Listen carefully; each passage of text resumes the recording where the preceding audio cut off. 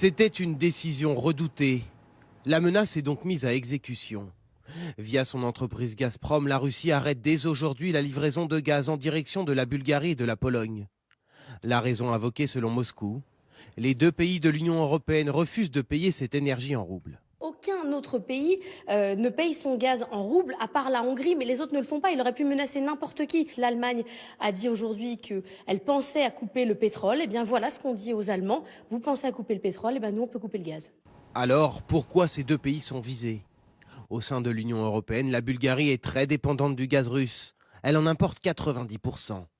C'est beaucoup moins pour la Pologne, 57% l'an dernier.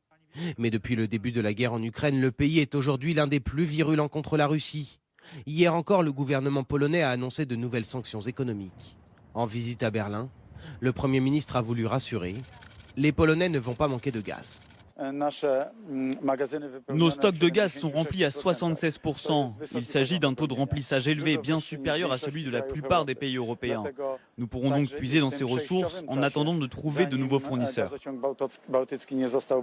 Avant la guerre, 40% du gaz importé en Europe provenait de Russie via plusieurs gazoducs. Pour mettre fin à cette dépendance, les pays cherchent des alternatives. D'ici quelques mois, le projet Baltic Pipe sera fonctionnel. Au départ de la Norvège, ce gazoduc pourra couvrir 50% de la consommation polonaise.